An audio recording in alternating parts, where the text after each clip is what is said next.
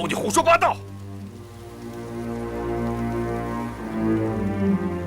你们为什么编造出这些谎言来污蔑我？我是唐德的汉人，不是辽狗。三怀公是我的亲爹，你在胡说八道！住手！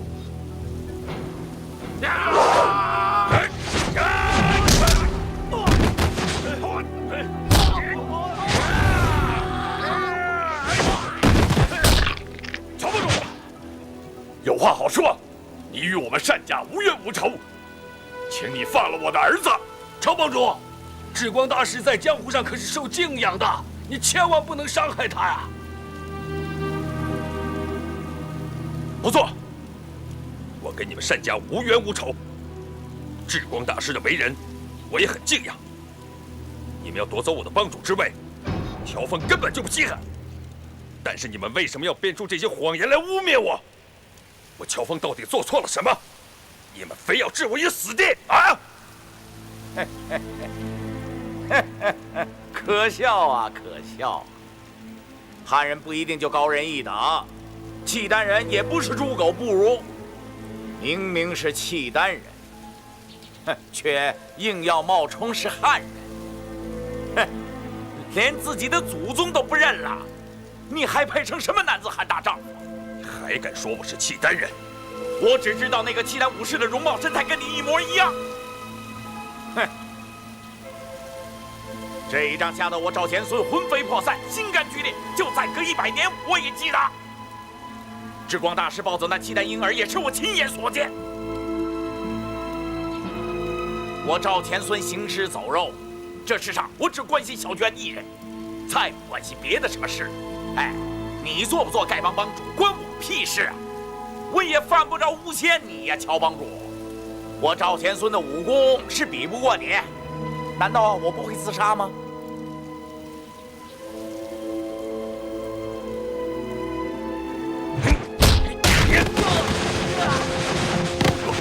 孩子，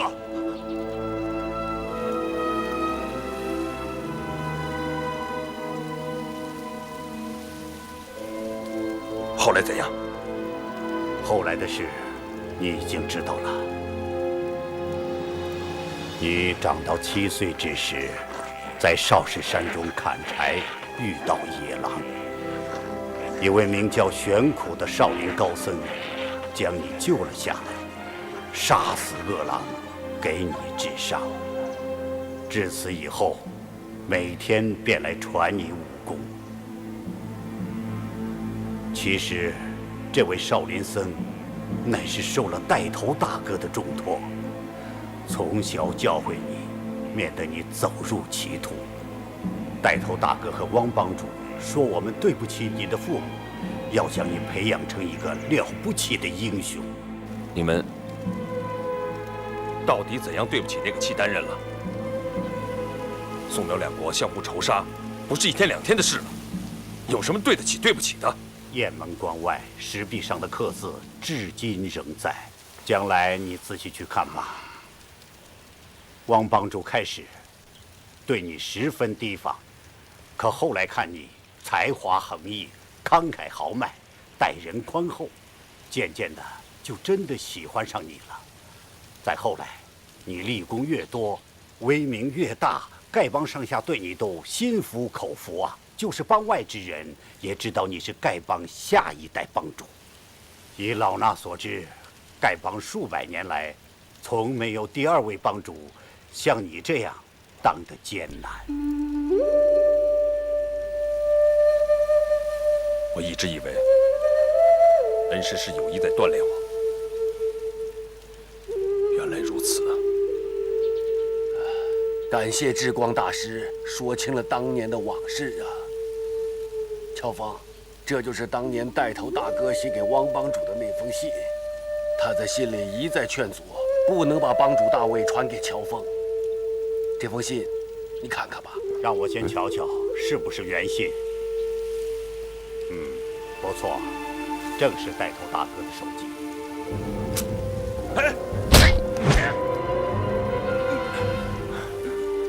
你搞什么鬼？乔峰非我族类，其心必逆，其父其母死于我等之手。一旦乔峰知其出身来历，不但丐帮将灭于其手，中原武林也将遭浩劫。当世才略武功能及乔峰者，实无第二。此事牵连过巨，望三思。乔帮主，你现在已经知道了你自己的身世，就一定会报你的杀父之仇。王帮主已死，这位带头大哥，老衲却绝不能让你知道。一切罪孽，老衲甘愿一身承担。要杀要剐，你尽管下手便是。是真是假，我现在还没弄明白。要杀你，也不急在这一时。不错，我也在内。这账也要算上我一份儿。什么时候你高兴了，尽管来取我的人头。这就是汪帮主的遗书，他的字你该认识吧？啊，自谕马大元副帮主及丐帮主长老：乔峰若有亲辽叛汉之迹象，全帮即合力击杀，下毒行刺，均无不可。下手者有功无罪。王建通，亲笔。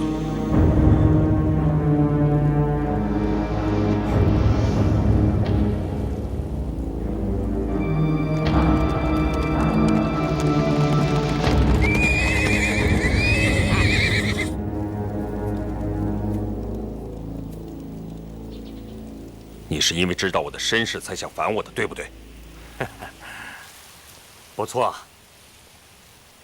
四大长老是听信了你的话才想杀我的，对不对？可惜他们缩手缩脚，拿不定主意。事到临头，谁也不敢动手。一会儿，所有的人到树林周围埋伏。一听到我的暗号，就向里面放飞速清风。记住了，一定要看好风向。说是。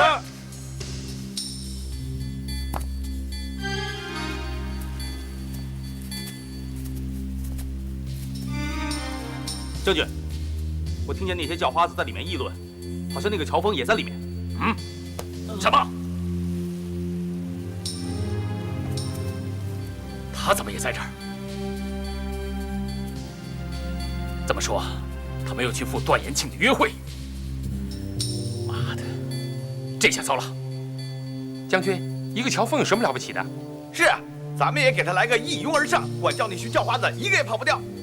咱们有飞苏清风在手，10个乔峰也是白给。你们知道什么？这个乔峰，他武艺超群，那可是个厉害人物。要不是因为他，中原丐帮我早就铲平了。将军，那现在该怎么办？这样，你悄悄过去，给我好好打探一下。一打探到消息，马上回来告诉我。是。其余人员按兵不动，就地藏好。是。千万不能出声。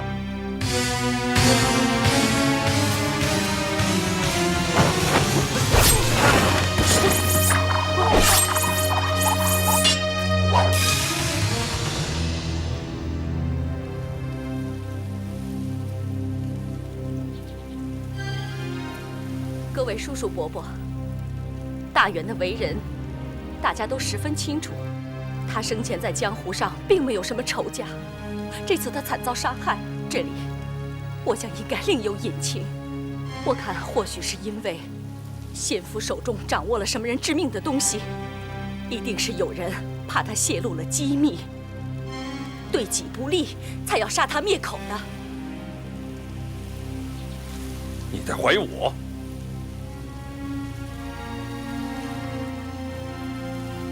妾身不敢。小女子是女流之辈，抛头露面已是不该。恳请叔叔伯伯念着旧情，查明真相。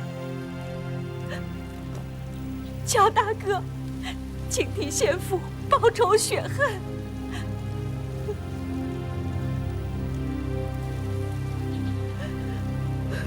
马夫人，请起吧。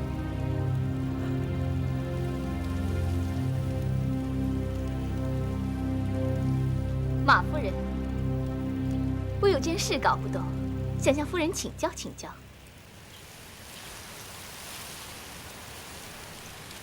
姑娘有什么话要问我？刚才听马夫人说，马副帮主的遗书在徐长老拆开之前是密封完好的，那就是说你自己也没有看过这遗书了。不错。马副帮主的遗令，既然大家都不知道，自然就不存在你所说的杀人灭口了。姑娘是谁？为什么要干预我们帮中的事？贵帮大事，我不敢干预，只是觉得夫人说的话似乎有点不大合情理。白长老，那位姑娘的话确实有道理。开始我也觉得这件事不大合情理，但是我想起了另外一件事。就在大元被害的前一天晚上，有人来我家偷东西。偷什么东西？伤着人没有？还好，人倒是没有伤着。那人用迷香把我和2名仆人熏倒，将家中里里外外彻底的搜查了一遍，偷去了10来两银子。可是第2天我就接到了先父遇难的消息，便没有心思再去理会这件事。现在想来，幸好先父把这封信藏得很隐蔽，才没有被那个人拿走，这实属幸运呐。小毛贼偷10几两银子，实属寻常啊。这位小姑娘说的一点不错，可是后来我在我家窗口墙角下捡到了一样东西，才知道这件事情并不那么简单。是什么东西啊？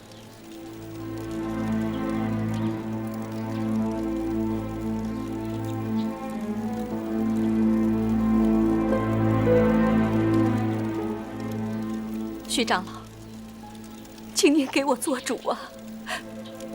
你看，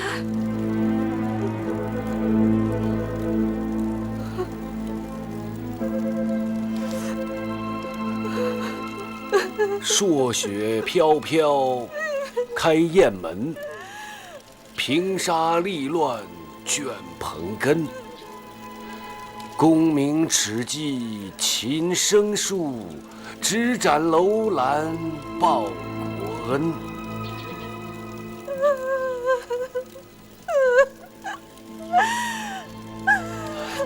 非我族类，其心必异。王帮主，真是让你给说中了。徐长老，这柄折扇是我的。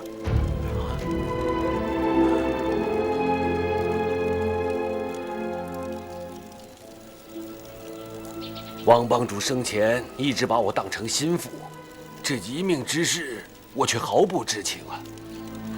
徐长老，王帮主不跟您说，是为您好。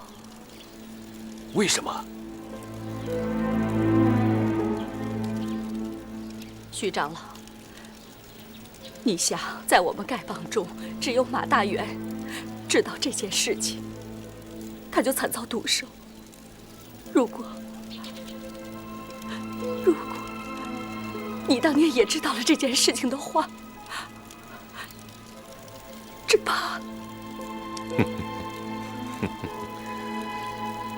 好，各位，还有什么要说的吗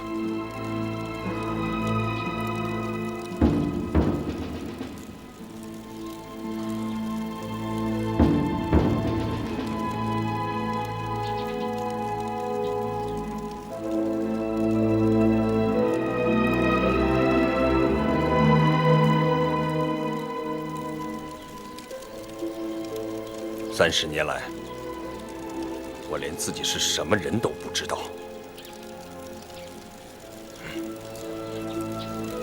虽然今天有这么多前辈前来作证，但是我还是要自己来查明真相。如果被我查出来有人故意设计陷害我，无论你走到天涯海角，我乔峰一定要给你讨个明白。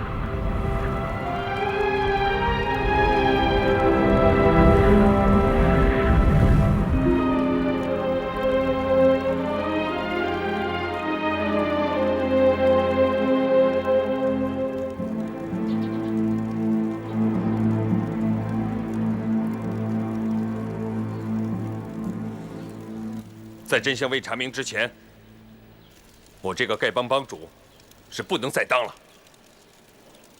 乔峰现在就退位。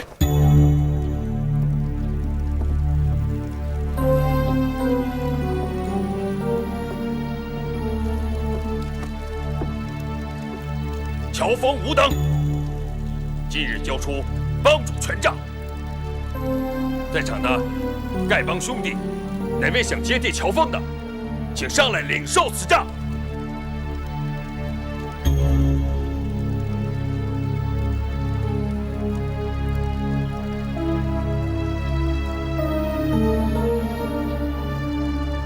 徐长老，传功执法2位长老。这个打狗棒，请3位共同保管。日后定了帮主，再由3位长老传授吧。看起来只有这样了。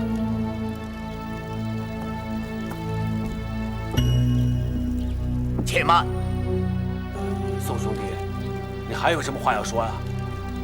我看乔帮主不像是契丹人，契丹人残暴凶狠，可乔帮主却是大仁大义。就在刚才，我们想杀了他，可是他却甘愿为我们流血赎罪。契丹人能做得到吗？他自幼受少林高僧和汪帮主的教诲，身上已经没有契丹人凶残的习气了。既然性子已经改了，做我们的帮主有什么不可以呀？我看帮里面没有一个人能够比得上乔帮主。别人想当帮主，哼！我姓宋的不服。有人阴谋陷害乔帮主，咱们不能轻信谣言。对，几10年前的旧事，单凭你们这几个胡说八道，谁知道是真是假？这帮主大位不许随便变动。愿意跟随乔帮主的，请跟我到这边来。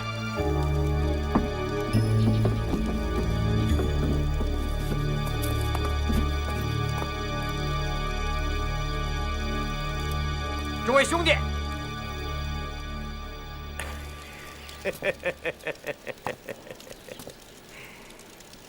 乔帮主的确才略过人，英雄了得。啊，可咱们都是大宋的百姓，怎么能听从一个契丹人的号令？乔峰本事越大，丐帮就越危险。放你娘的狗屁！哼，我瞧你这模样，倒有9分像是契丹人。汪帮主的遗命和智光大师刚才说的话，谁敢怀疑呀？乔峰既是契丹人，又怎么能再做丐帮帮主？遗命里也没说乔大哥是契丹人呢。至于智光大师说的话，哼，他到现在都还没有说出当年的带头大哥是谁，谁知道他说的是不是真的？汪帮主当年和在下一块去过雁门关。汪帮主已死，至于阁下嘛，自己都说自己是一块行尸走肉。你个小兔崽子，你从哪儿钻出来的？老子宰了你！你有本事就来啊！你，是啊，契丹人可能吧？为什么不会吧？都是契丹人，话不能这么说啊！如果他真是契丹人，大家都不要吵了。我能证明乔峰是契丹人。乔峰，你胸前是不是刺着一个狼头？你敢不敢亮出来让大家看看？这有何不敢？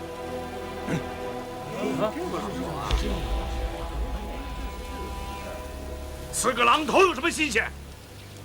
江湖上的人，谁的身上没有刺青啊？招啊！老子就有左青龙右白虎，难道老子就变成他妈契丹人了？江湖豪杰身上刺青的确实不少，可你们见过刺狼头的吗？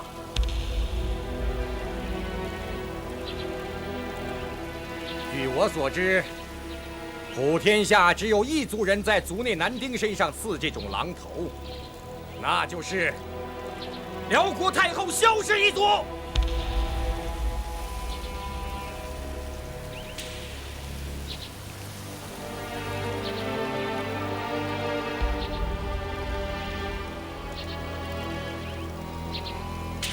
丐帮弟子都是精忠报国的好汉，有谁甘愿做异族的奴隶走狗？对，说的对，说的对，回来，回来，你给我回来！宰了你！回来！兄弟们，兄弟们，丐帮兄弟们住手！听我一言，丐帮帮主，我是不能再当了。乔帮主，宋长老，不必多说了。在我临走的时候，我有一句话：从此以后，谁再向自家兄弟动手的，就是本帮的大罪人。如果有人杀了本帮的兄弟呢？杀人偿命。那样就好。马副帮主是被谁害死的？还有我的折扇到底是被谁偷的？我会查个水落石出。马夫人，以我乔峰的身手，别说你府上只有几个女流之辈，就是皇宫内院在千军万马之中，我乔峰能取回什么东西，也不会空手而还的，更谈不上留下什么一丝毛发。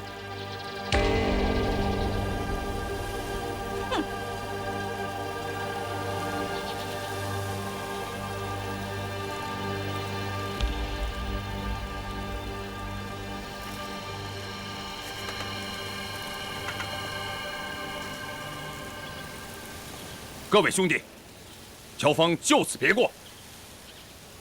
不管我是汉人也好，契丹人也好，在此一生，我乔峰不会伤害一条汉人的性命。若为此事，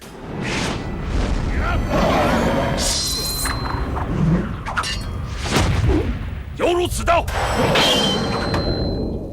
得罪了。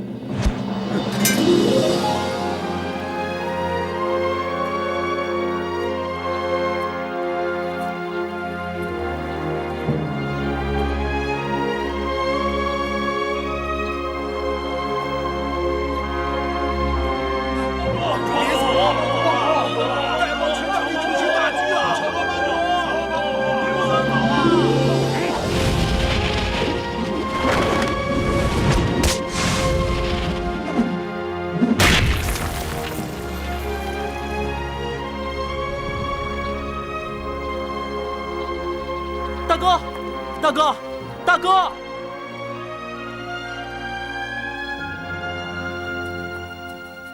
啊，王姑娘，王姑娘，你们要去哪儿啊？我表哥被人冤枉了，我要去告诉他。哦，你们三位年轻姑娘，走长途不方便，我护送你们去吧。啊，不过要先找到乔大哥，再找你表哥就容易多了。啊，走。本帮不能一日无主。乔峰走了以后，这帮主一职由谁来担任？大家得马上拿个主意啊！依我之见，大家得把乔帮主找回来，请他回心转意。乔峰是契丹人，怎能做咱们的帮主啊？今天大伙还念着旧情，下次见到就是仇敌，非拼个你死我活不可。哼！就凭你，也配和乔帮主拼个你死我活？恐怕你过不了第二招吧？我一个人是打不过他，10个人怎么样？100个人怎么样？丐帮弟子不是贪生怕死的人。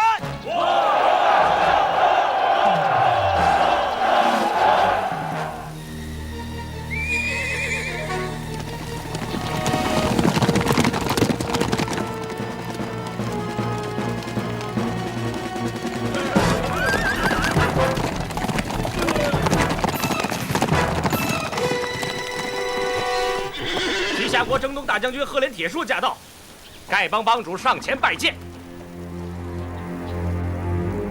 本帮帮主不在，由老朽代理。兄弟们都是江湖草莽，不会行官礼。西夏将军们远来是客，请下马说话。打狗棒！嘿，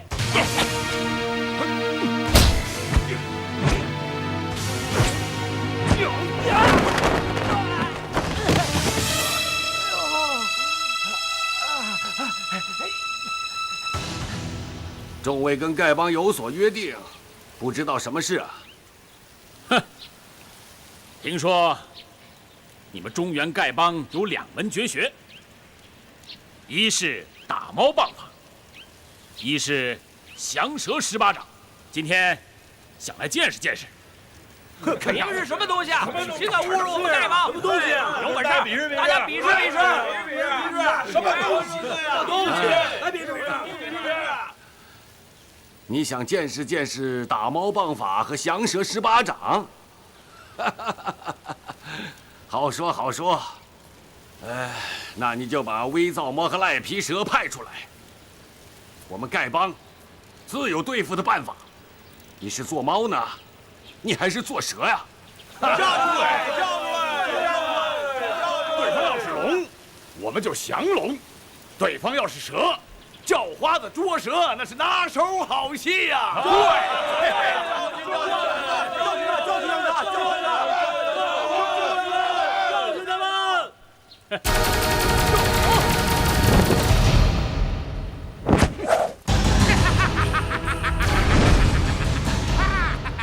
打猫捉蛇有什么意思啊？来，先跟老子好好的干上一架啊！喂，龟徒儿，你怎么也来了？见了师傅我，怎么还不磕头呢？乖徒儿，这丐帮帮主是我结义大哥，这些呀都是你师叔师伯，不许无礼，快回家去吧！啊！王八蛋，狗杂种！你骂谁王八蛋、狗杂种呢？我喜欢骂谁就骂谁，又不是骂你。你见了师傅，怎么还不磕头呢？师傅，弟子给你磕头了。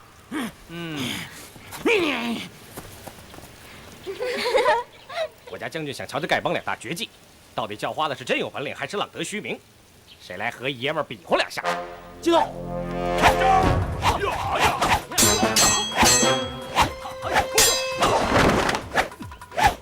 哈哈！本帮的绝技因人而施，像你这样的无名小卒，还用得着打狗棒法？看招吧你！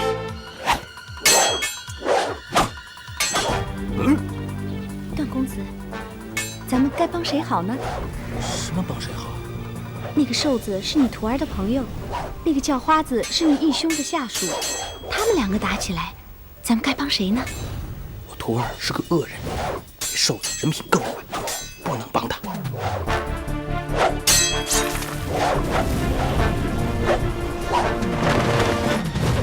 吴长老这4项6合刀法，其中含8卦深刻变化，不知那瘦子会不会使用鹤蛇8打？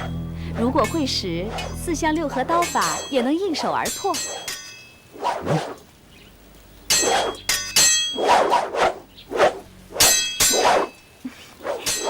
那个瘦子上当了，说不定啊，他的右手要被削下来了。是吗？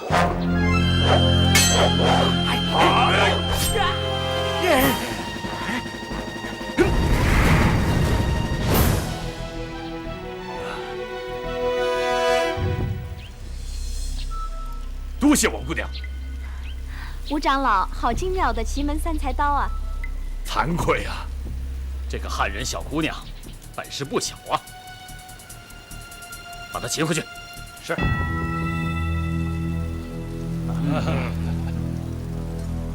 徐长老，我们今天来是来领教降龙18掌和打狗棒法的。你们这些人要是不会，那我们就不奉陪了。贵国不是号称武功1品吗？连这么个叫花子都对付不了，你还想见识我们的打狗棒法和降龙18掌？哈哈哈哈哈哈！哈哈哈哈！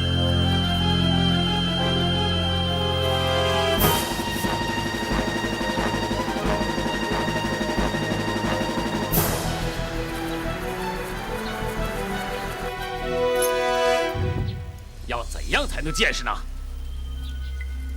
先打败我们这些不中用的老叫花子们，才能见着我们丐帮的头头。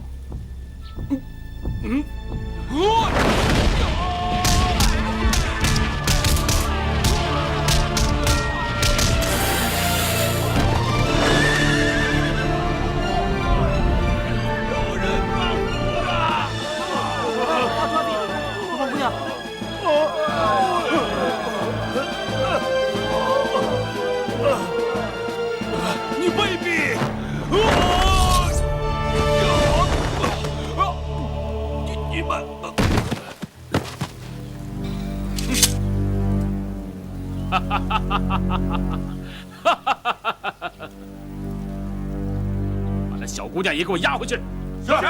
是，休得无礼！活捉那姑娘，杀了那小子！杀！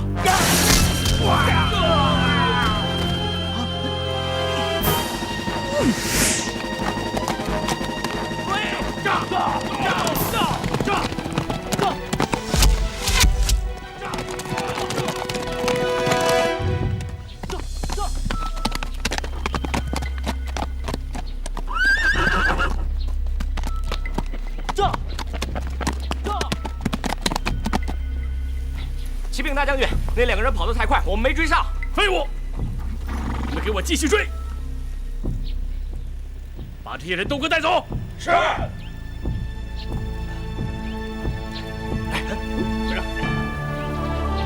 快点！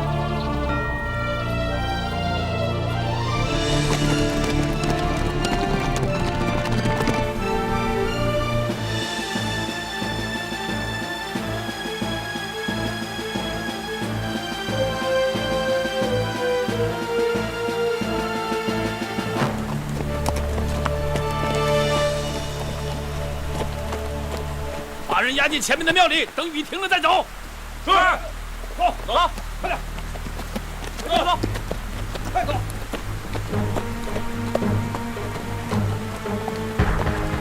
走，快点，到那边亭子里去，快，快走，走啊，快点，去，快点，进去，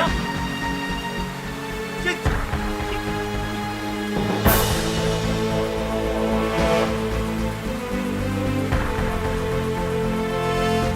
在这避避雨吧。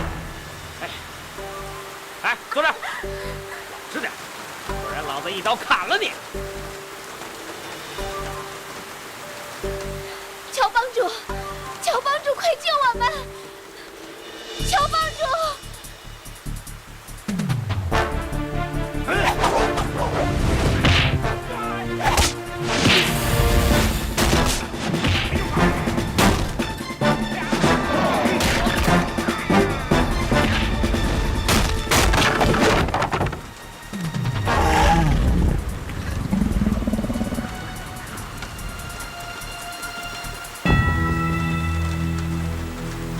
乔帮主，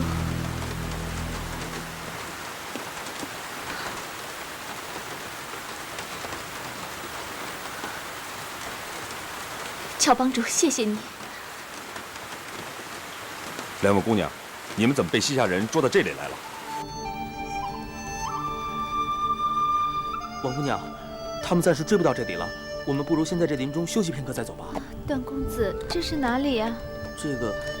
这我也不知道。刚才让西夏人追的魂儿都没了，哪知道跑到什么地方了？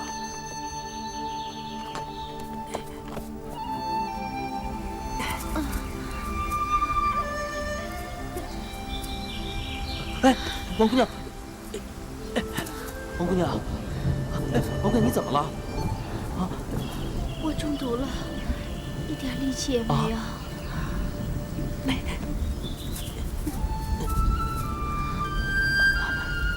你中了毒？你中了什么毒？怎么样才能解啊？据我猜测，这是西夏一品堂的悲苏清风。据说是一种无形无色、略带香味的气体，中毒者全身酸软无力，只有一品堂的独门解药才能够解。哎，段公子，刚才你也在林子中，怎么完全没有中毒的迹象？哦，我曾经误食了一只蛤蟆，从此以后就百毒不侵了。王姑娘，你不要急，我向你保证，我一定帮你找到被什么风的解药给你。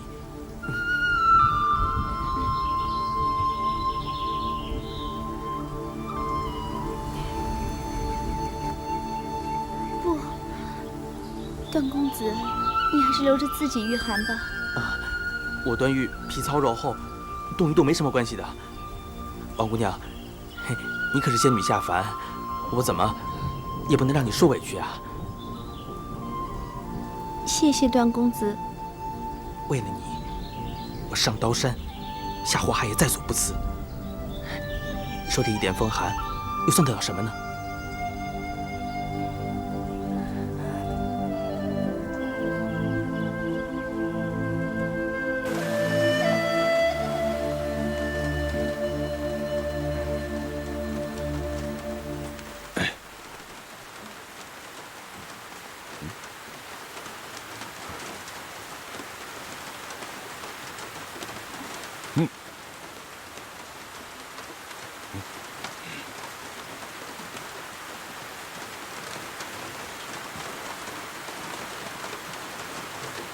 二位姑娘，刚才你们说，你们闻的毒略带香气，而这瓶中是一种恶臭。我刚才闻过了，内力丝毫无损。我想，这可能就是解药。来，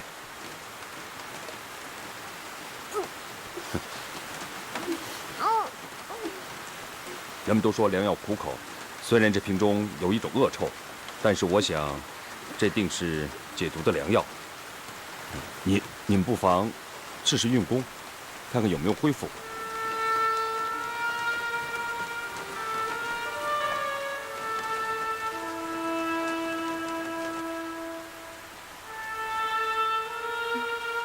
段公子，我看这雨一时半会儿停不了，我们总在林子里面挨淋挨冻，也不是办法。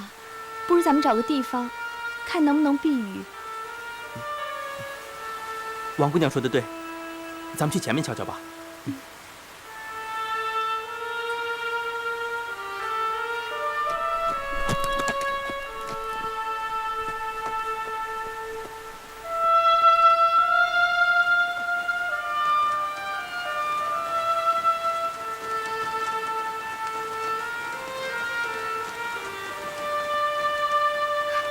乔帮主，你猜的没错，我已经基本恢复了。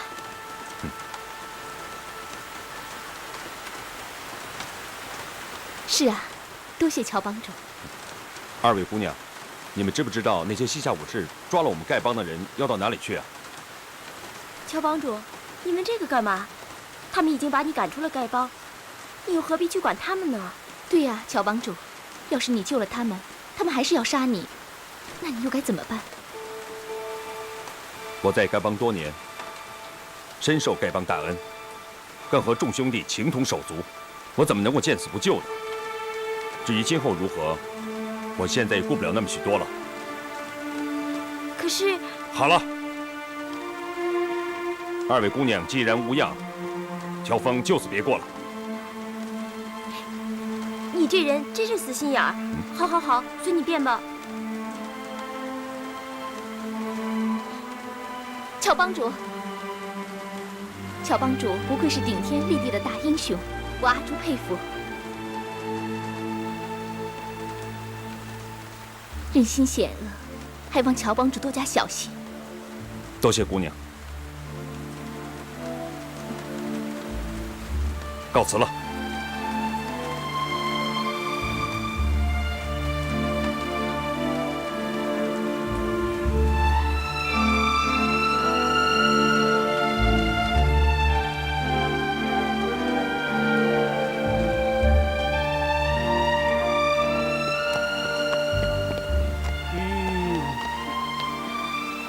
你看，前面有一间磨坊。真的？那我们快过去吧。这。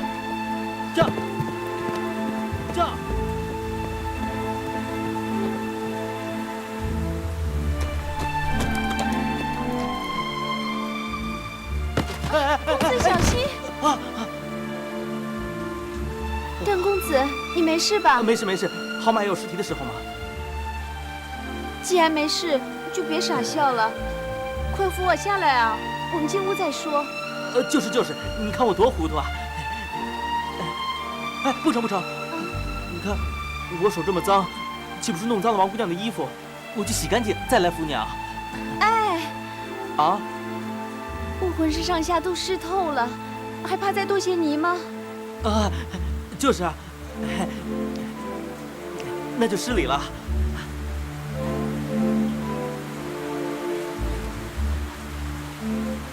这。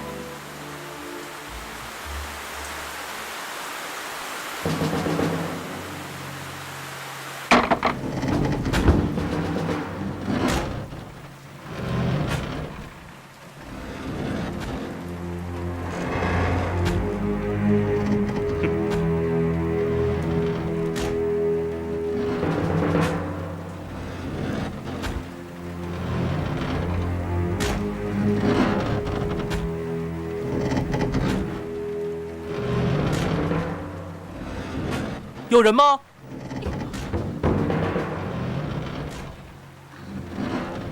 啊，抱歉，我们只是来躲雨的，无意打扰二位。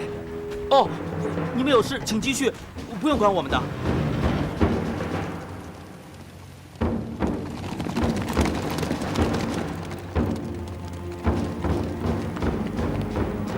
我不妨借机羞辱那傻小子一番，同时也给表妹一些警告。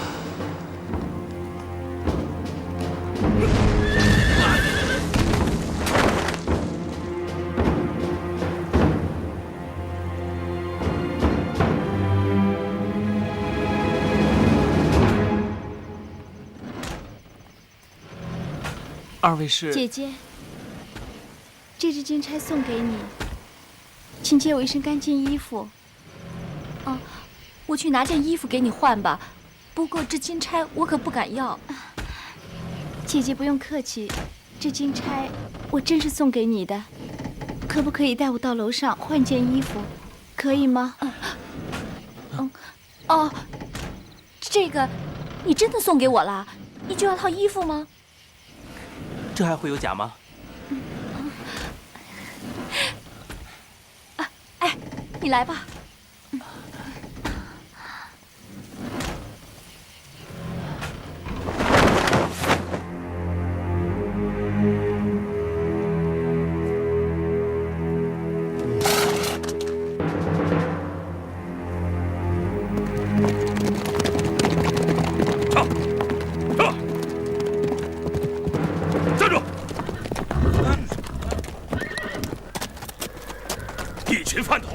大将军叫你们出来抓人，你们却在这儿瞎转。我们正在查人，查个屁！我亲眼看到一对青年男女到那边小磨坊去了，还不快去抓人！抓！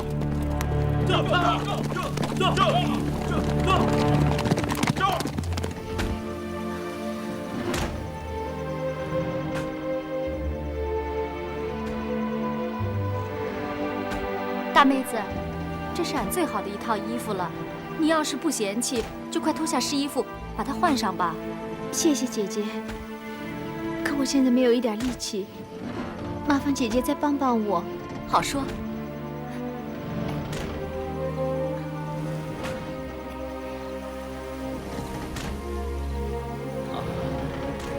请问大哥贵姓？俺贵姓金。原来是贵姓金大哥。俺不叫金大，俺叫金二。金大是俺大哥。哦。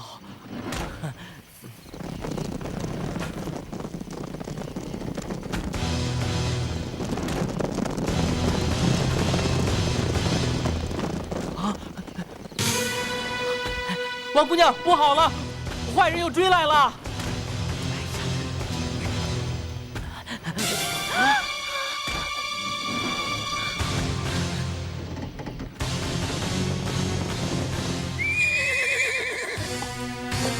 在这里。进去搜。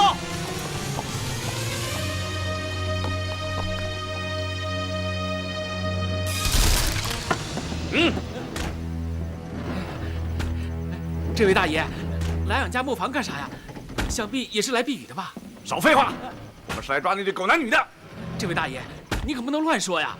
俺和俺花妹那不是狗男女，俺们是有婚约的，只是还没来得及办婚事。你们可不能抓俺呐！什么乱七八糟的！哎呀！二哥，二哥，二哥，哎呀，你没事吧？你们这些人为什么打我家二哥？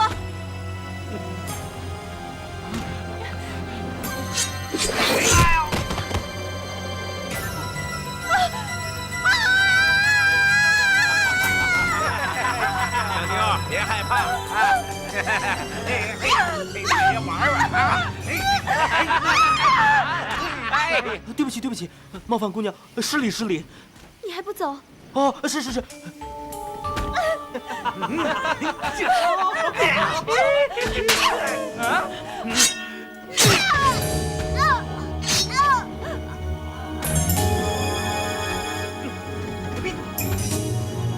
王姑娘，对不起，我真的是没办法。那些家伙拿刀子在下面杀人呢，他们上来了。赶快拦住他们，千万别让他们上来。是，我去拦住他们。别上来！别上来！别上来啊！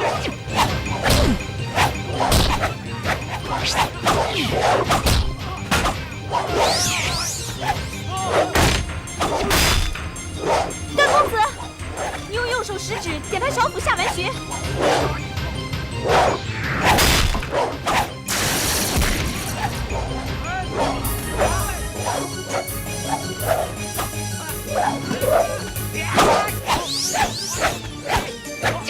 点他哪里啊？点他胸口膻中穴。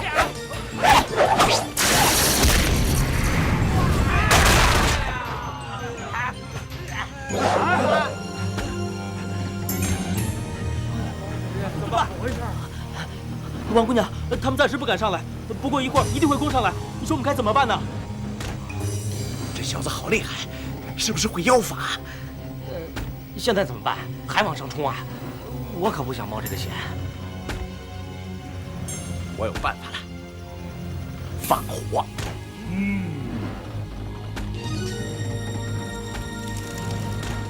你们要再不下来，我就放火烧你们了！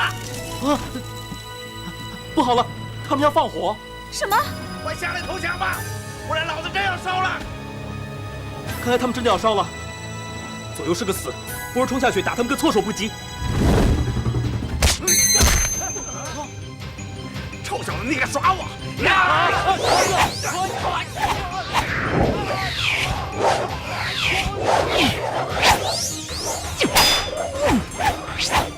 点他哪里？段公子，你绕到那人背后，攻他第七椎节之下的至阳穴。他是金兰虎爪门的弟子，功夫练不到至阳穴。段公子小心！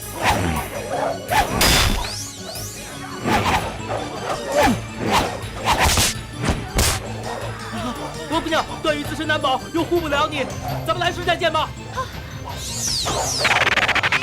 段公子，你走的是凌波微步吗？我只听说过，从来没见过。是啊是啊，王姑娘，我再走给你看。你还是保命要紧，别再给我看了。现在不看，等我死了就看不到了。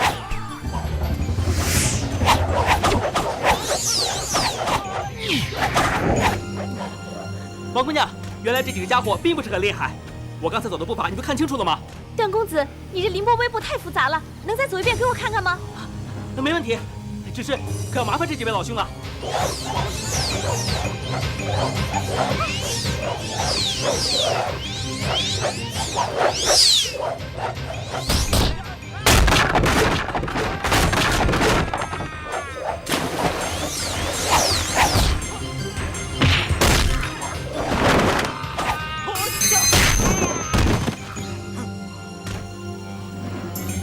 这位英雄好汉，请你网开一面，这就走吧。我为了保护王姑娘，也杀了这么多人，我不想再杀人了。就算我输了，请你高抬贵手吧。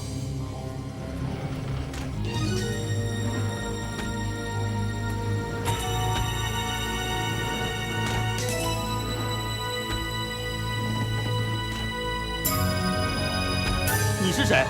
你为什么蒙着脸呢？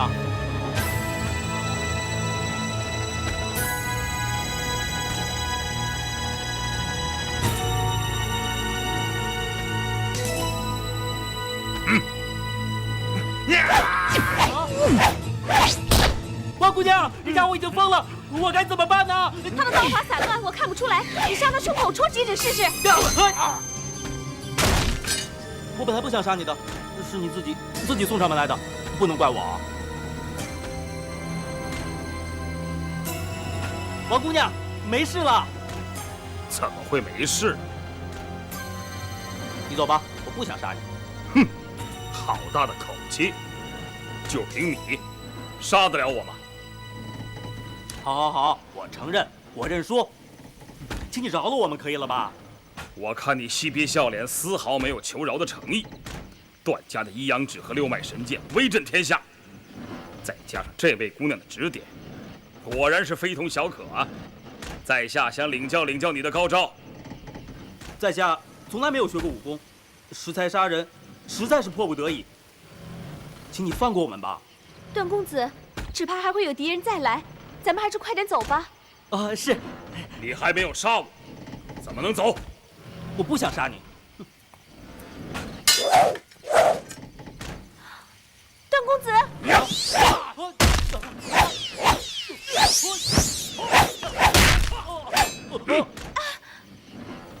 快去请教你的师傅，瞧他有什么办法来杀我。段公子，你快上来！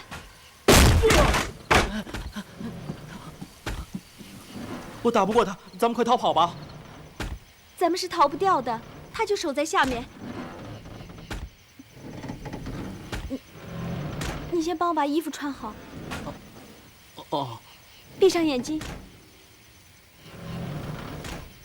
我现在使不出一点力气，你先帮我把衣服穿好，但眼睛绝对不许睁开。好。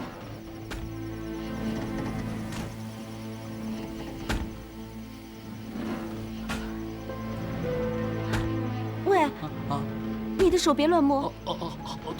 对不起。小子，我教你学武功来杀我，不是叫你们在那打情骂俏、动手动脚的。不必理睬他。好了，睁开眼睛吧。他不露自己的武功家术，我实在不知道怎么对付他。他很厉害吗？真人不露相，你刚才跟他动手，他已经使了17种不同派别的武功。什么？才一会儿功夫，就使了17种武功？是啊，他刚才用单刀圈住你，东砍的那一刀，是少林寺的降魔刀法。他在你的肩头那一击，那是慈悲刀，只制敌，而不杀人。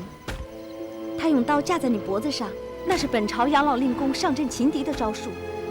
最后飞脚踢你，用的是西夏人的弹腿。你是打不过他的，认输吧。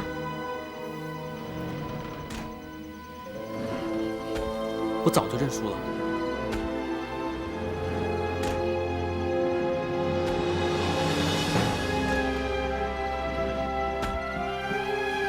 喂，我承认，我无论如何都打不过你。你能不能放了我们？哼，让我饶了你也可以。你只要答应我一件事。什么事？从今以后，你只要见到我，就趴在地上给我磕3个响头，高叫一声“大老爷饶了小的狗命”。士可杀不可辱，让我向你磕头，你休想！你真的不怕死？我当然怕死，但我绝不会向你磕头。哼！有朝一日我做了皇帝，你还不是照样给我跪下磕头啊？见到皇帝磕头，那是行礼，可不是求饶。废话少说，我问你答应还是不答应？不答应。好，那我就一刀杀了你。好，你要杀我，我也没有办法。但我求你一件事情，这位姑娘身中奇毒，你帮我把她送回太湖曼陀山庄她家里。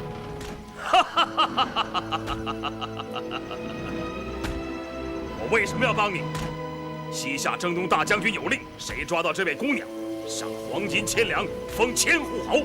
这样吧，我写一封信，你送这位姑娘回去以后，你拿我的信到大理国去领黄金1万两，封你做万户侯。哼！你当我是3岁小孩子？你是什么东西？就凭你一封信，就能给我黄金1万两，封万户侯？我说的都是真的，你怎么可以不信呢？我警告你，如果你杀了我们，我表哥定会搅得你们西夏国天翻地覆，鸡犬不宁。你表哥又是哪位啊？我表哥是中原武林鼎鼎大名的慕容复，难道你没有听说过吗？嗯，如果慕容公子见到你跟这个小白脸这么亲热，他还会为你报仇吗？你别瞎说，我和这位段公子半点也没有什么。你叫什么？敢不敢告诉我？哼，本官行不更名，坐不改姓，西夏一品堂李延宗。你姓李？也是啊，这是西夏国的国姓。哼，精忠报国，吞辽灭宋，西除吐蕃，南并大夷。阁下口气不小，李将军，统一天下不是只凭武功就可以的。你的武功也未必是天下第一。当今这世上，有2个人的武功比你强。哦，是哪2个？第一位就是丐帮的帮主乔峰，也就是这位段公子的结拜大哥。乔峰，恐怕未必就比我强吧？你说的第2个人又是谁啊？第2位就是我表哥，姑苏慕容复。哼，果然不出我的所料。你倒是说说，这2个人谁更高一些？只怕乔峰帮主要比我表哥功夫高一些。不过，你表哥博知天下武学，将来技艺日进，就能是天下第一了。将来天下第一的，只怕是这位段公子了。胡说八道！哼，他只不过是经你指点，学会了一门凌波微步，这样的武功也能成为天下第一吗？如果他听我指点，3年之后，或许胜不了乔帮主，但胜你却是易如反掌。好，姓段的小子，我现在就杀了你，免除后患。不，我不会成为武功天下第一的。要是成了，我也不会杀你，所以你就不用杀我了。李将军，原来你是怕了3年之后胜了你。哼哼，你别想激我，我才不会上你当的。我有言在先，只要他每次见到我磕头求饶，我绝不杀他。段公子，你的剑气时灵时不灵，到底是为什么？我也不知道。你冒险试试，用剑气刺他的右腕，先抱住他，然后夺他长剑，使出六阳融血功来，消除他的功力。什么？六阳融血功？那次你在曼陀山庄制服严妈妈时，不是用过这门神功吗？好吧，眼下也只有拼命试一试了。王姑娘，在下无能，没有办法护送你回去，实在是惭愧。他日，姑娘与你表哥成亲的时候，你别忘了在曼陀山庄的那几株茶花旁边，洒下几杯酒，送我喝你们的喜酒。段公子，你的大恩，我有生之年绝不敢忘。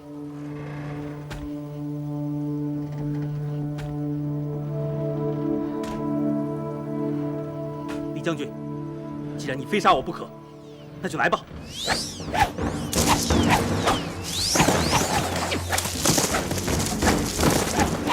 好恶毒的手法，段公子，照这种打法，你的凌波微步施展不出来，你快自己逃命去吧。不行，只要我还有一口气在，我就要保护王姑娘。害怕，想逃了吧？有谁不怕？我是想逃，但我不能逃。为什么？就为了保护王姑娘吗？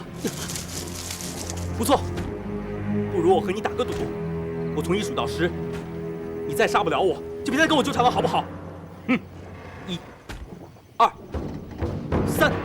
你在说什么傻话？4、5、6。天下就有这种无聊之人。好，我就和你赌一场，让你见识见识本将军的厉害。7、8、9、10、11、12、13。好了，我都数到13了，你还杀不了我。我看你肚子也饿了，口也干了，不如我们到无锡城里的松鹤楼上喝几杯怎么样？楼上2个人，快把那姑娘杀来，下来帮我。别动，敢动一下，我就砍下你的脑袋！你使诈！可见你是个卑鄙小人。段誉死在你这种人手里，实在是冤枉。哼，你要感觉自己死得冤枉，就到阎王爷的面前告状去吧。狄将军，你还有什么话说？如果你真要杀他，就连我一起杀了，否则总有一天，我会杀了你，替段公子报仇。你想叫你表哥来找我？我表哥的武功虽然未必比得上你，可我却有杀你的把握。哼，真的？你懂得武功，根本比不上我的一半。开始我见你刀法多变，但是50招之后，看来也不过如此。我的刀法没有一招重复，你怎么会知道我不如你啊？刚才你使用了青海玉树派的一招大漠飞沙之后，段公子快步而过，而你如果使用林飞派的清风徐来，早就将他打倒在地了。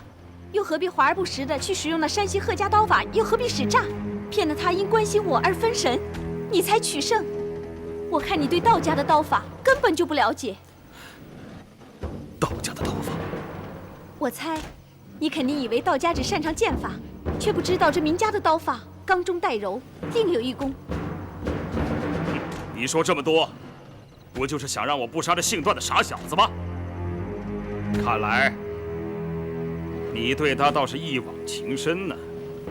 谈不上一往情深，可他肯为我去死，我就一定要为他报仇。我慕容复一生为了光复大燕国，现在却为了这么个小丑争风吃醋。万一传出去，人家还以为我胸无大志，是个儿女情长之人。至于这个段誉，我要杀他还不是易如反掌，又何必急于这一时呢？你不后悔？绝不后悔。哼，好，今天看在这姑娘的面上，哼，我暂且就放你这傻小子一马。哼，哼。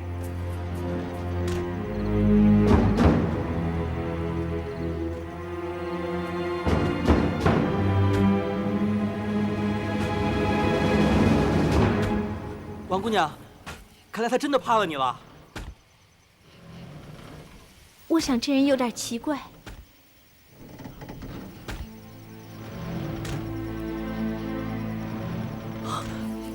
王姑娘，我想这多半就是你说的悲生风的解药了。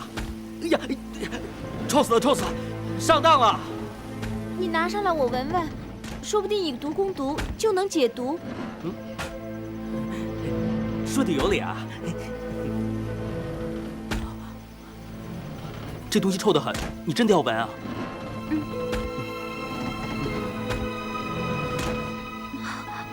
好臭啊！是啊，我就说它很臭的。再给我闻一下。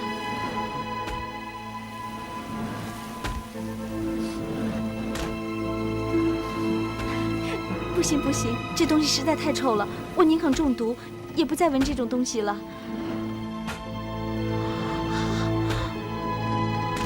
我的手有一点力气了。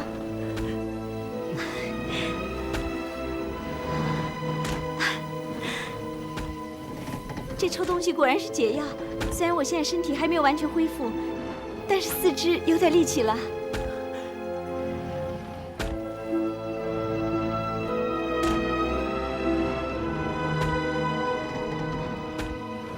现在我们要去哪里啊？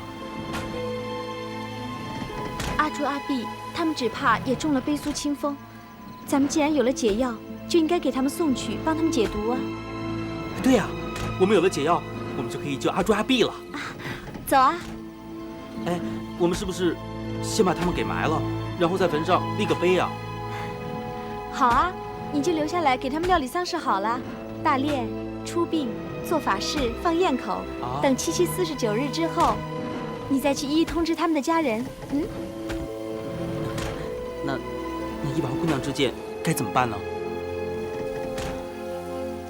还能怎么样呢？一把火烧了吧。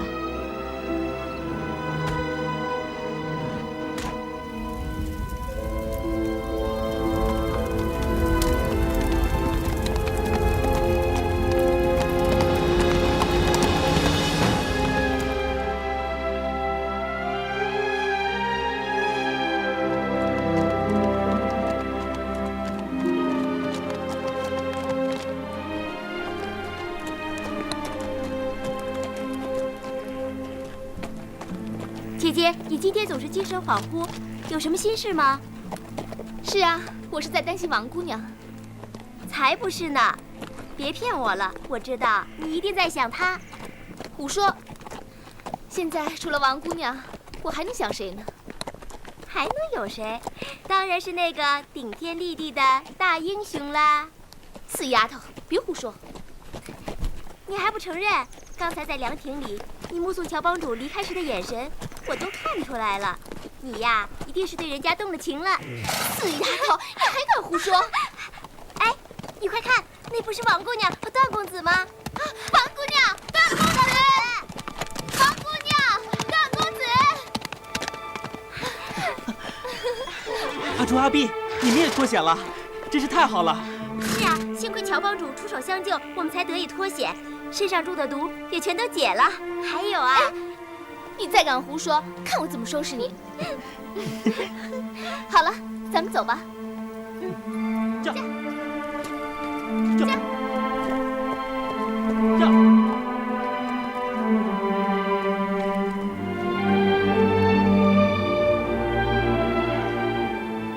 在小磨坊里，多亏了这位段公子相救，不然我一定在劫难逃。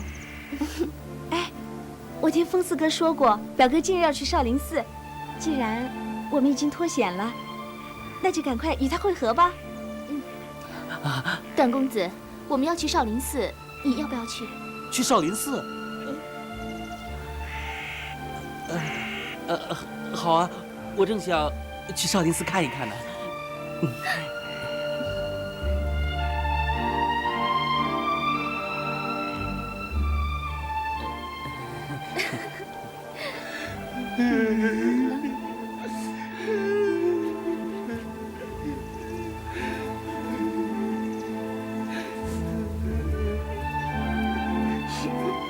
小师傅，是谁欺负你们了？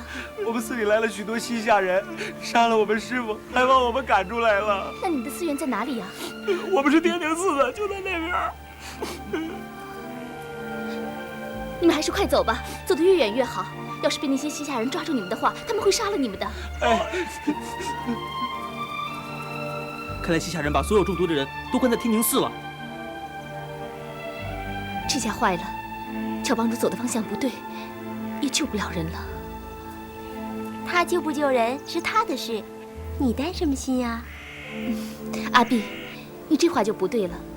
你忘了乔帮主是怎么救我们的了吗？段公子、王姑娘，我想假扮成乔帮主混进寺内，把那些叫花子救了，也好让他们感谢乔帮主。这也算是我对乔帮主大恩的一点报答。好啊，对我大哥有利的事情，我全力赞成。可是，乔帮主他身材高大，阿朱，你能装得下吗？王姑娘，这你们就放心吧，看我的。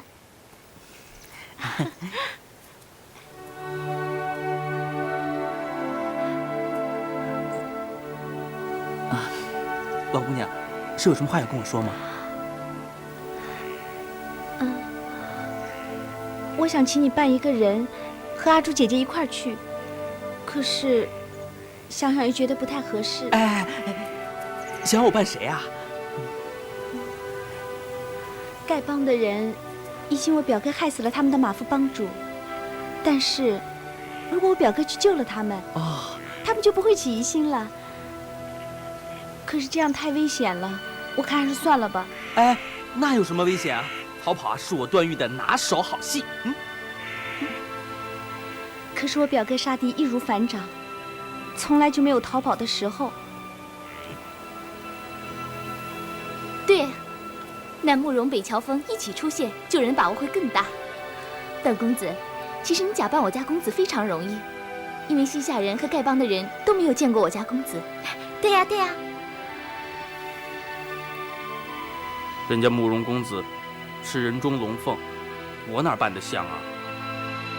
不过为了救人，我只好硬着头皮试一试了，就怕待会儿逃跑的时候损害了慕容公子的名誉。段公子，我刚才说错了，对不起啊。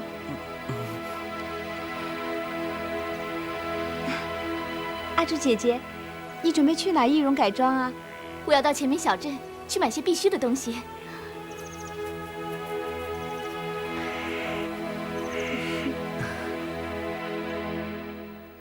我家公子戴的是汉玉戒指，这儿没有，也就只好用青田石充数了。真英雄戴汉玉，冒牌货也只能戴青田石了。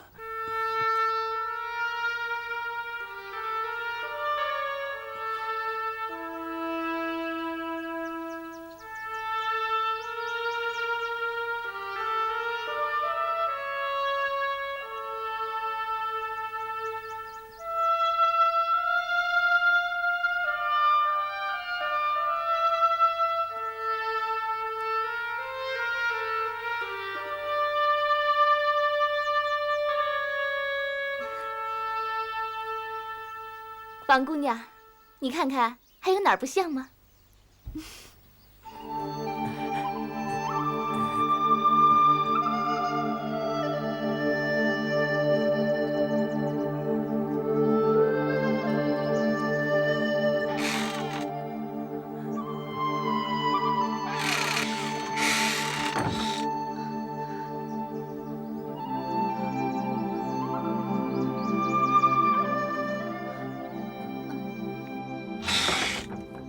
哎，兄弟，你也在这儿啊？大哥，大哥啊，你来了！刚才我们正准备扮成你去救丐帮那帮人，现在你来了，阿朱姐姐就不用改扮了。阿朱姐姐，哎，好了好了，丐帮那帮人对我无情无义的，我才懒得去理他们呢。哎，对了，兄弟，咱们在进城好好的斗一番酒，再喝他40大碗，怎么样？大哥，丐帮的人都是你旧日的朋友，你还是救一救他们吧。你真是个呆子，你现在这个样子，乔帮主能认出你吗？阿朱姐姐，你真是太神了你！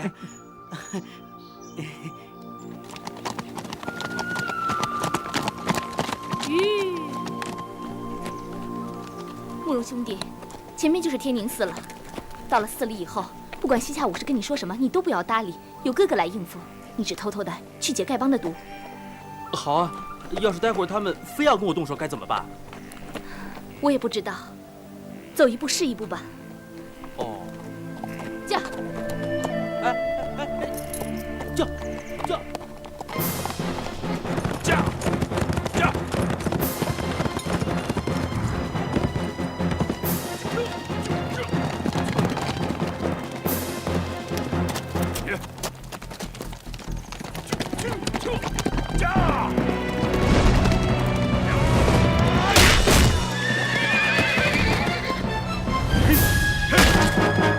说，你们把丐帮的人藏到哪儿去了？我不知道。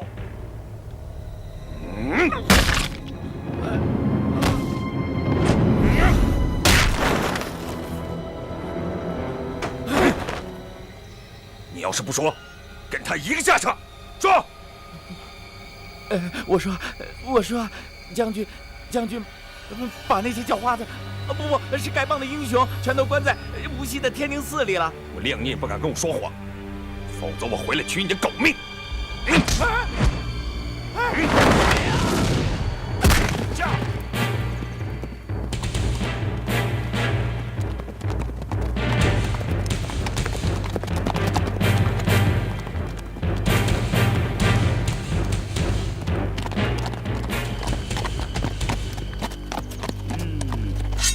你们是什么人？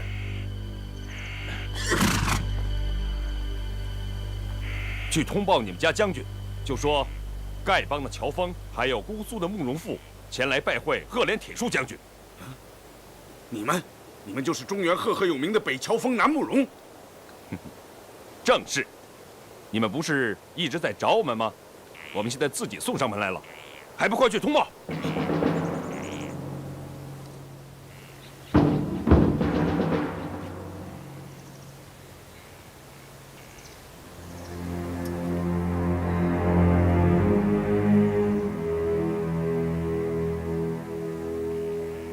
所谓北乔峰，南慕容，今天能同时见到当今中原武林最有名的2个人，不枉我此行啊！哈哈哈哈哈！二位请。走。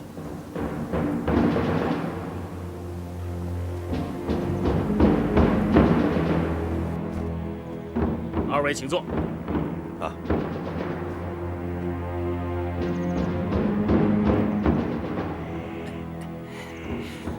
听说姑苏慕容世家世代习练天下武功，杀敌一定用的是敌人自己的拿手功夫。他慕容父子年纪轻轻，竟然有这样的本领，真是让我钦佩啊！今天还望慕容公子露几手，让我们开开眼界。姑苏慕容敢号称精通天下武功，我看不见得吧？哼！看你那副文绉绉的样子，骨头还没有3两重，我岳老二怎么就不信你有这么厉害的武功呢？看来我这个傻徒儿并没有认出我来，阿朱姑娘的易容术果然厉害。小子，那我岳老二又会什么武功啊？你要是和老子动起手来，你打算用他妈的什么功夫来应付才算是以老子之道还施老子之身呢？慕容小子，你快点说，我岳老二到底会什么功夫？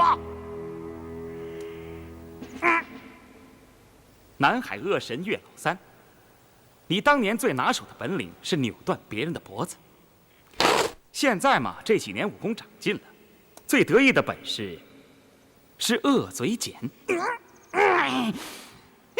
不过慕容公子，你知道我的武功这算不了什么。要是如果你连我师傅的武功也会的话，我就算真的服了你了。那，你师傅是谁呀？我最近新拜了一个师傅，他的名字叫段誉。别的不用说，光是那个嘿呦哈那个凌波微步，当今世上就没第2个人会。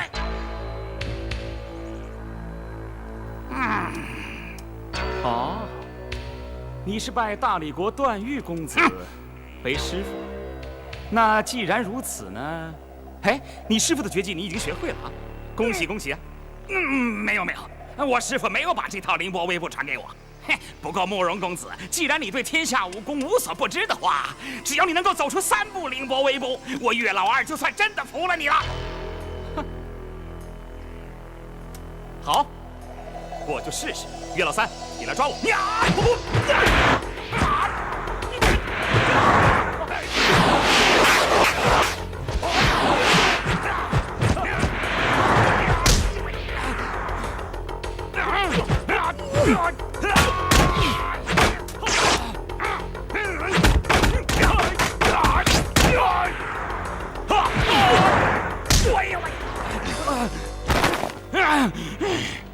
我就算蒙上眼睛，你也抓不住。来呀！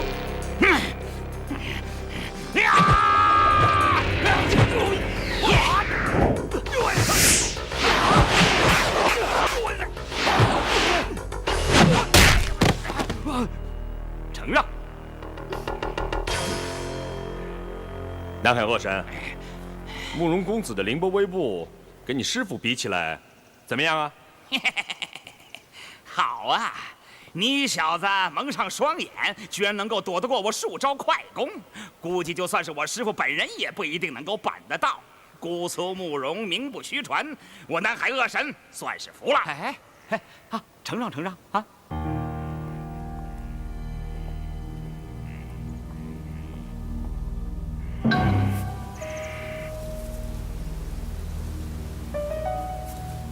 好凌厉的掌力，能有这样掌力的，天下恐怕只有乔峰一人。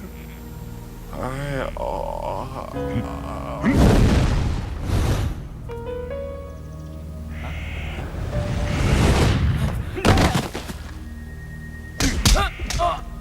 哎呦！段先生，大将军现在在哪里？偷袭丐帮的事得手了吗？丐帮的人都抓到天宁寺里了，大将军亲自坐镇。很好，那袭击你的又是谁？是个高大的汉子，功夫极高。果然是乔峰。那人现在去哪儿了？他到天宁寺去了，估计是要去救丐帮的人吧。他怎么会去天宁寺？是你告诉他的？废物！去天宁寺。听说大将军派出了数名的高手，以上乘的武功擒住了我们丐帮的几位兄弟，还请大将军看在南慕容、北乔峰的份上，把他们给放了吧。不错，我是抓了几个叫花子。不过，乔帮主，总不能就凭你这随随便便的几句话，我就把人交给你吧？刚才慕容公子大显身手，果然是名不虚传。乔帮主的功夫和慕容公子齐名，要是也能露上几手让我们瞧瞧，只要我们能心服口服，我赫连铁树一定把贵帮的英雄好汉交给你。这个嘛，好说，好说。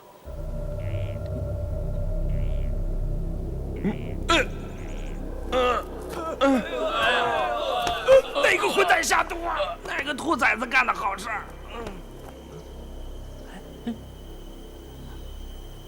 哦，来，他们怎么动了自己的毒啊？谁用北苏清风？快去查明，快打解药来！禀报将军，属下们都没放毒，属下们都中毒了，动不了了。那是谁干的？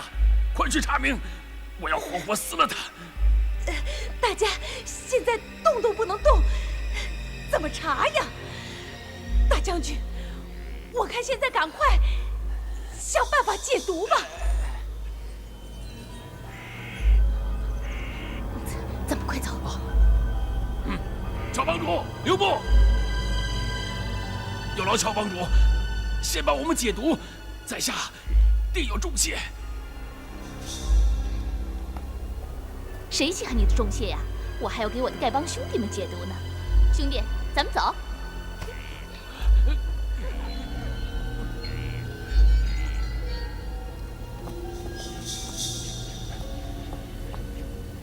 快走！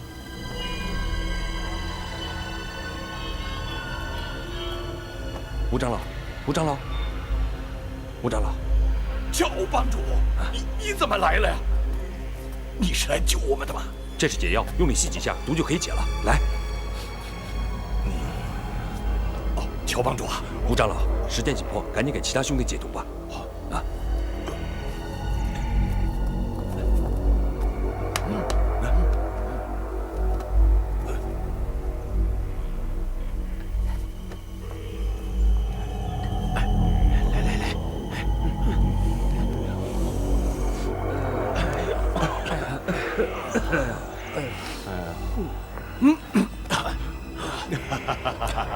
哎，不知道这位英雄的尊姓大名啊？吴长风代表丐帮上下感谢你的救命的大恩大德呀！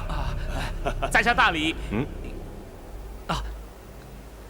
在下复姓慕容。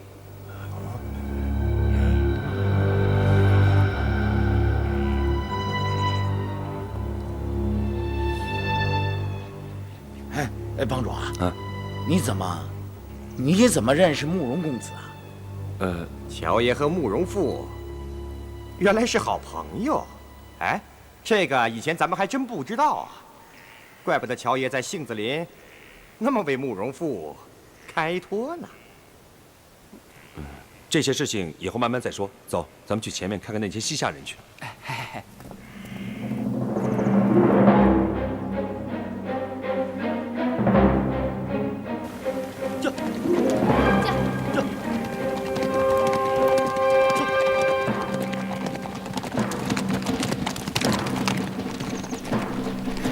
刚才真是好险呐！是啊，要不是突然冒出一个傻徒弟来考我凌波微步的功夫，我还真不知道该怎么应付呢。这叶老三真是帮了我们大忙，这徒弟没白收。哎，段公子，你说下毒的人会是我们家公子吗？你都猜不着，我就更糊涂了。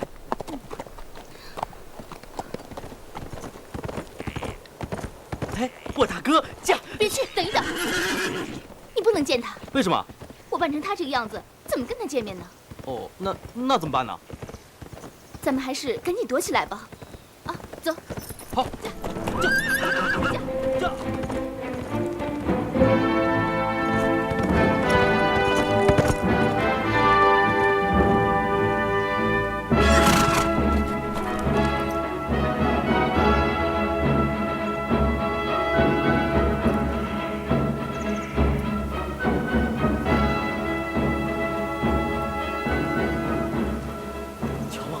乔帮主，你又回来了。这些西夏人怎么处置？请帮主发话。我现在已经不是帮主了，以后你们不要这么叫我。哎，你们受伤了没有？多谢帮主相救，我们中的毒都已经解开了。帮主，你还记得在杏子林里接到的那张蜡丸传书吗？啊，就是徐长老不让你看的那张。哎，徐长老，拿出来给帮主看呢。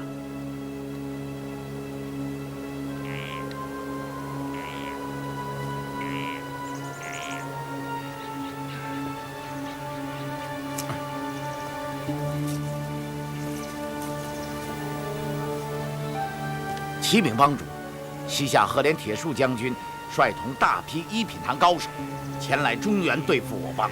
他们有一种毒气，叫悲苏清风，可以令人全身无力，只能束手就擒，危急万分，切切警惕，大信分舵，一大彪。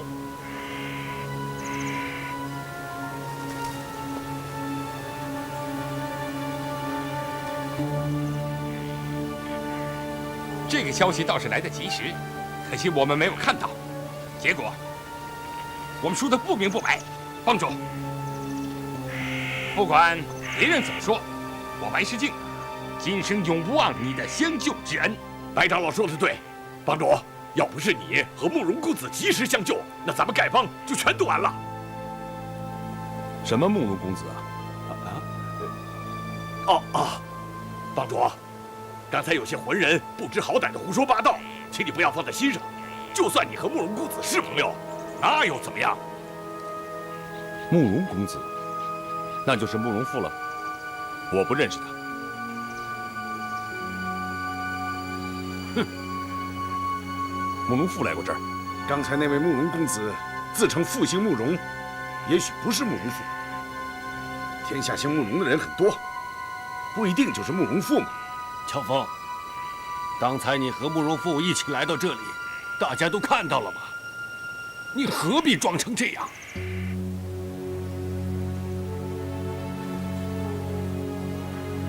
徐长老，你的话我听不明白。我什么时候和慕容复来过这儿了？我看你是看错人了吧？帮主啊，明人不做暗事儿。再说，你救了我们的命，这是好事儿，有什么不好说的呀？吴长老，难道你也看到我了？哦，你看，这是你刚才给我的解药，你忘了？我给你的解药啊？吴长老，你刚才真的看到我了？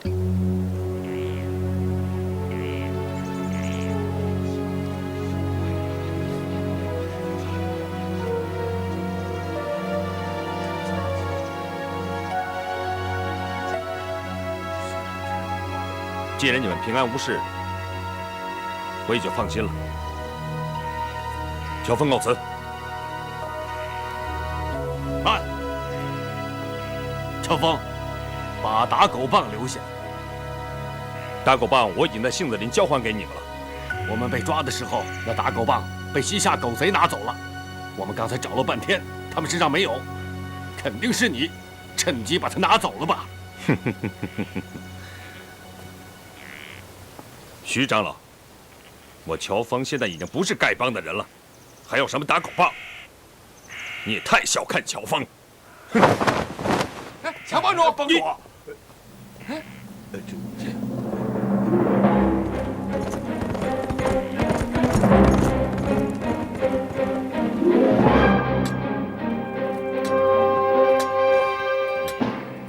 段兄，快给我们解毒啊！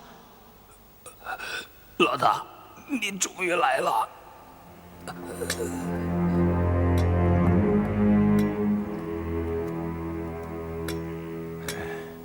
你们都成了这副德行了，那些叫花子呢？我们都上了这个破将军的当了，眼睁睁的看着那些叫花子都跑了。你让我恶贯满盈，丢尽了脸面，滚回你的旗下去吧！千万别让我再见到你。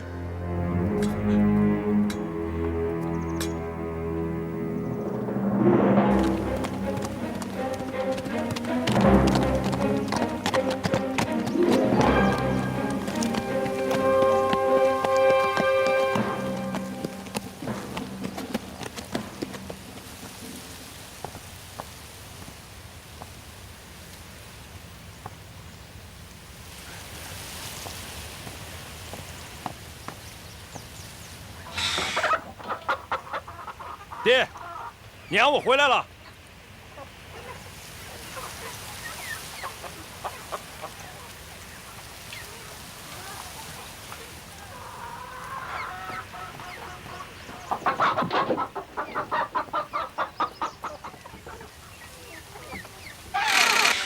爹，娘。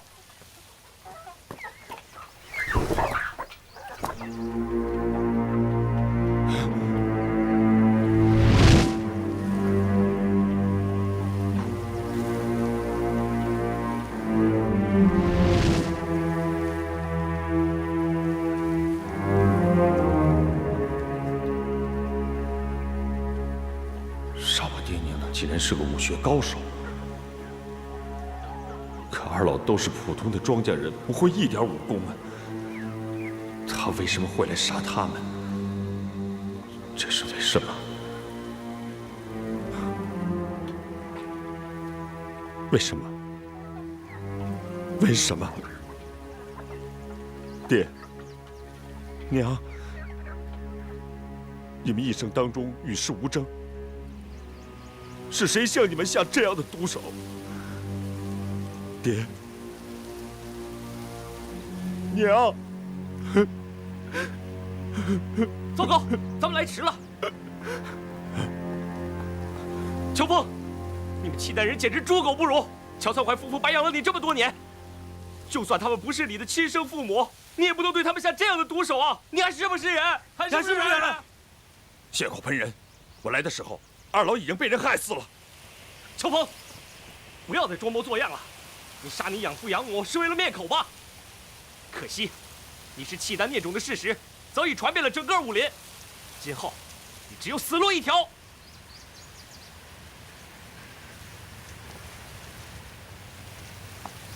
几位都是少林寺的僧人吧？我们都是少林弟子。乔峰，你师从玄苦大师，我们也算是同门师兄弟。可是，你未免太过狠毒，别怪我们不念同门之谊。几位大师，你们慈悲为怀，但是确实是误会我了。不要再花言巧语了，就算我们救不了人，惩办凶手总是来得及的。看招！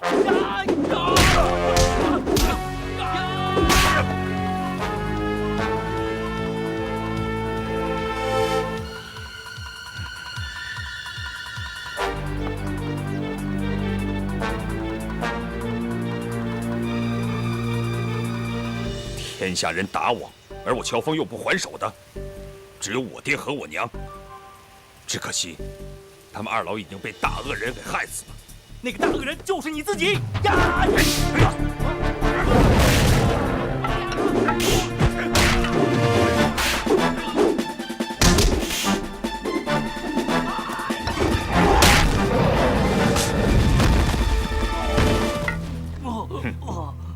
我乔峰要杀人灭口，现在是易如反掌。我到底是什么样的人？希望你们今后能够明白。还想杀人灭口，只怕没你说的那么容易吧？乔峰，你最好老老实实束手就擒，跟我们回少林寺听候方丈发落。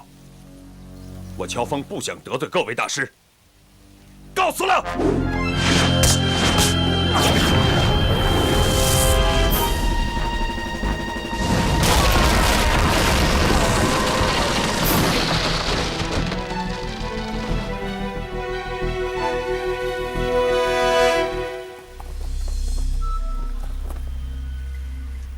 他跑不远，分头去追。是。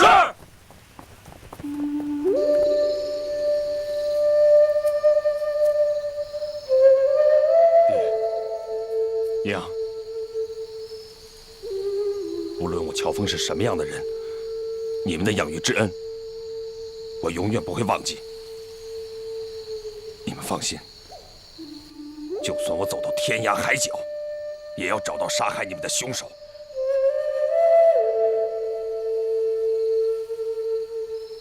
爹，娘。